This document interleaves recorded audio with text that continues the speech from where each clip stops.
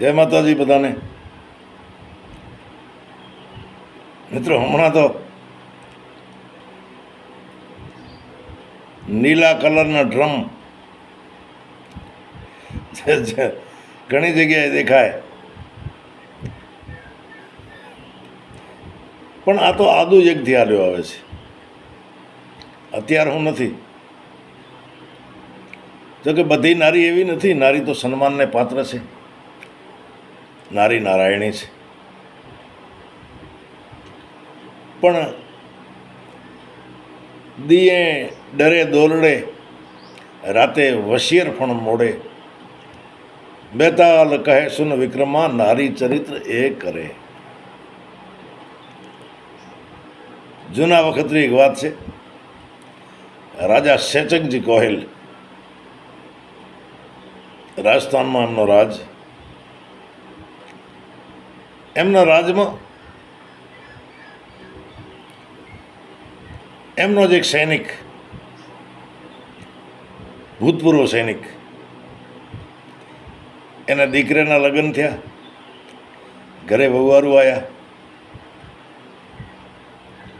નવા નવા આવેલા, ઘરનો કામકાજ કરે. સસરા સામે બેઠા બેઠા દીકરાની વહુને હરતા ફરતા જોવે, બહુ રાજી થાય. એમાં દીકરાની વહુ ભેંસ દોવા બેઠા, ભેંસ દોવા માટે, ભેંસનું દૂધ કાઢવા માટે. હારો ડેલીએ સામે બેઠા બેઠા જોવે છે, કારણ કે માલધારી માણસ, જૂના માણસના વહુ કેવી ભેંસ દોવે છે.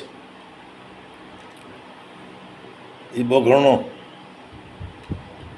આ ગોડા વચ્ચે પકડી ગામ ગામ ગામ ગામ ભેંસ દોય. એમાં 1.5 પર લાંબો એક હાપ પરલેલથી હાલ્યો હોય, પણ હાપરો રસ્તો ઠેઠ જ્યાં વહુ ભેંસ દોય એની બાજુમાંથી નીકળે.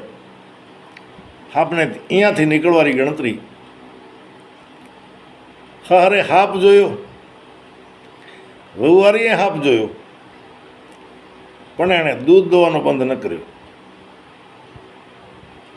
બરોબર હાપ જ્યારે પગની બાજુમાં આવ્યો ત્યારે ભેંસ દોતો દોતો, કારણ કે પગરખી પહેરેલી હતી, અને હાપના માથા માથે, જેને ફણ માથે પગ મૂક્યો.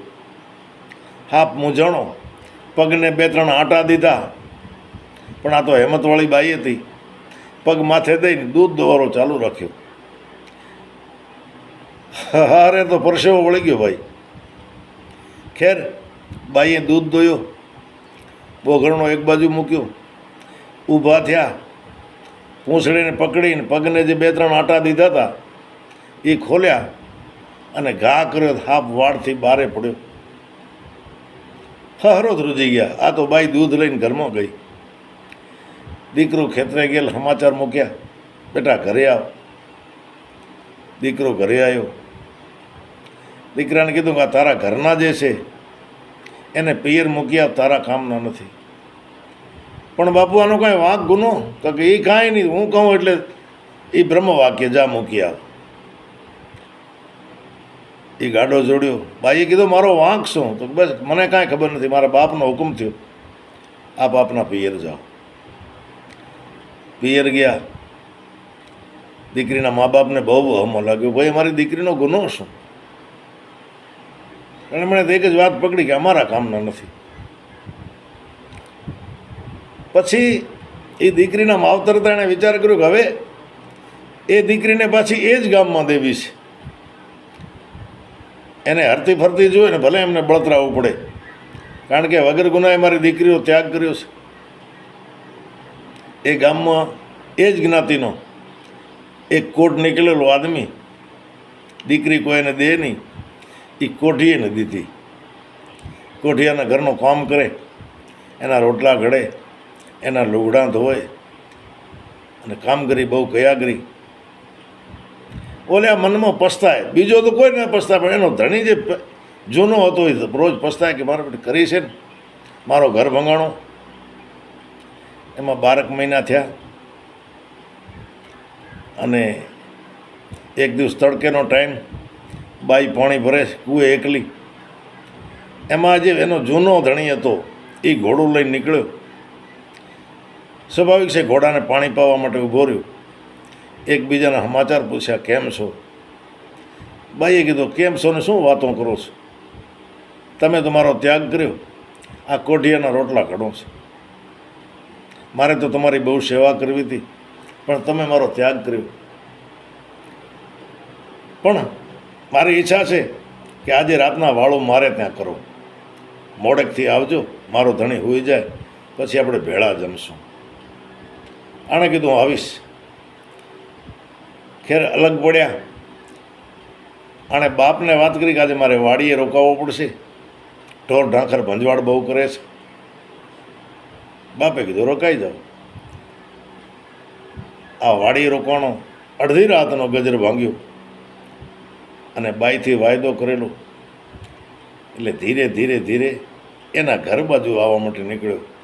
અને એ વખતે સેજકજી ગોહિલ અંધાર પછડો ઉઠી, બગલમાં તરવાર દબાવેલા અને શહેરમાં ફરે, નગરમાં ફરે છે. નગર ચર્ચા જુએ છે. પ્રજા મને, મારા અધિકારીઓ કેવો કામ કરે છે, પ્રજા રાજી છે, દુઃખી છે, કોઈના ઉપર અન્યાય તો નથી થતો. એમણે આને જોયો અને ઓળખ્યો, ઓહો, આ તો ફલાણો માણસ. કઈ બાજુ જાય છે જુઓ તો ખરો. સહેજકજી હંતાઈને ઊભા રહ્યા અને આ ભાઈ કોઢિયાના ઘરમાં વળ્યો. ઝીણો ઝીણો દીવો બળે. ભાઈએ ભોજન પીરસ્યો, પણ ભાઈ ભોજન ભાણામાંય ભૂખ વિના ભાવે નહીં. ઓલો બાજુમાં હું તો કોઢિયો, આને ખાવાનું મન ન થાય. ભાઈએ કીધું, જમો. પણ જમો શું? ધીરેથી કહ્યું કે આ હું તો હોય તો આની બીક છે. તો હા, હવે તરવાર પડી હતી, લઈને કોઢિયાના માથા અહીંયા નાખી, માથા ઉતારી નાખી. આ તો ધ્રુજી ગયો ભાઈ. બાઈ લોહીવાળી થઈ. કીધું, હવે તમે અહીંયા બેસો, હું નાઈ કપડાં બદલીને આવું, પછી આપણે સાથે જમીએ. હવે આ બધું દ્રશ્ય સહેજકજી ગોહિલ જુએ. બાઈ નાવા ગઈ અને આણે દીધા પગવા માથે, ભાગ્યો ભાઈ. અને બાઈએ રાડો પાડી, દોડો દોડો, મારા ધણી કોઢિયાને, મારો જૂનો ધણી તો મારી નાખીને જાય રહ્યો.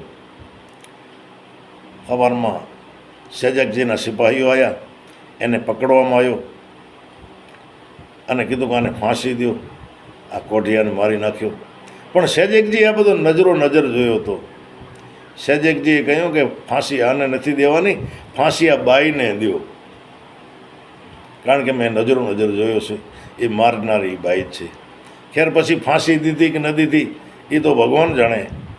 પણ એ બાઈના કારણથી સહેજકજીની આખી રાજ સત્તા ઉથલી ગઈ.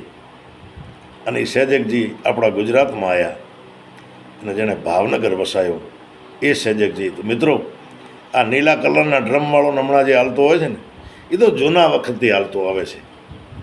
એટલે વેતાળ કહે સુન વિક્રમા, નારી ચરિત્ર એ કરે. પણ નારી નારાયણી છે.